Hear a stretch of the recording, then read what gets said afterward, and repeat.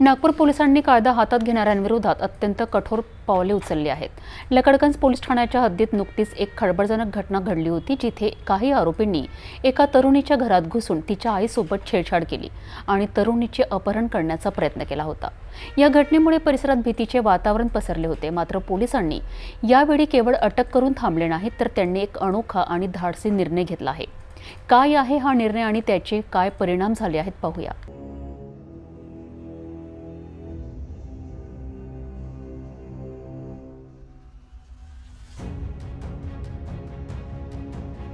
नागपूरमधील लकडगंज पोलीस ठाण्याच्या हद्दीत घडलेल्या एका गंभीर घटनेने संपूर्ण परिसरात भीतीचे वातावरण निर्माण झाले होते.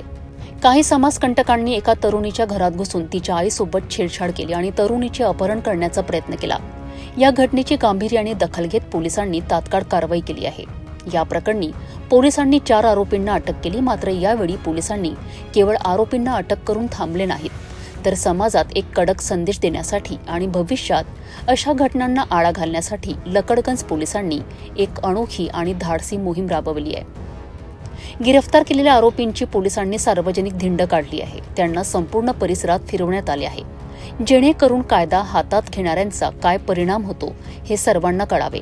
पोलिसांचे हे पाऊल अशा सर्व लोकांसाठी एक स्पष्ट इशारा आहे की ज्यांना वाटते की ते कायद्याला आव्हान देऊ शकतात. शहरात कायदा व सुव्यवस्था राखण्यासाठी आणि लोकांमध्ये सुरक्षिततेची भावना मजबूत करण्यासाठी हे पाऊल अत्यंत महत्त्वाचे मानले जात आहे. छेडछाड आणि अपहरणाचा प्रयत्न करणाऱ्या आरोपींची पोलिसांनी काढलेली ही धिंड निश्चितच समाजाला एक सकारात्मक संदेश दिलाय. यामध्ये पोलीस ठाणे लकडगंज अंतर्गत दिनांक 27/7/2025 रोजीचे सायंकाळी 5:30 ते 6 वाजण्याच्या दरम्यान एका महिलेच्या घरात 4 मुले घुसलेली होती.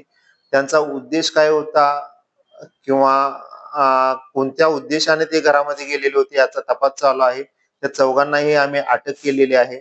त्या चौघांची नावे अदनान खान, आयशा खान वय 25 वर्ष, माज खान वल्द सलीम खान वय 25 वर्ष, मोहसिन खान वल्द शहीर खान वय 25 वर्ष, मोहम्मद मुदस्सिर शेख वल्द अब्दुल नईम शेख वय 22 वर्ष असे 4 आरोपी आहेत. यामधील एक पोलीस कर्मचारी आहे असं त्यांचं म्हणणं आहे, परंतु त्या संदर्भात तपास चालू आहे.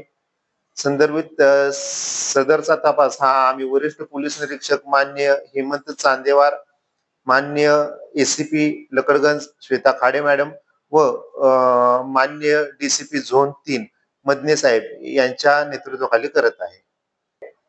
इस केस में या प्रकरणामध्ये आम्ही आरोपींनी सदर गुन्ह्यात वापरलेली गाडी ही जप्त केलेली आहे. आज रोजी ती जप्त करण्यात आलेली आहे. आरोपींचा 1 दिवसाचा आम्ही पोलीस कस्टडी रिमांड घेतलेले आहे आणि त्यानुसार तपास चालू आहे. पुढील तपास चालू आहे. लकडगंज पोलिसांनी उचललेले हे पाऊल खरोखरच कौतुकास्पद आहे. गुन्हेगारांमध्ये कायद्याचा धाक निर्माण करण्यासाठी आणि नागरिकांमध्ये सुरक्षिततेची भावना वाढवण्यासाठी अशा कठोर उपाययोजनांची गरज आहे. केवळ अटकेपुरती मर्यादित न राहता पोलिसांनी आरोपींची सार्वजनिक धिंड काढून समाजात एक कडक संदेश दिला आहे की कायदा मोडणाऱ्यांना कोणत्याही परिस्थितीत सोडले जाणार नाही.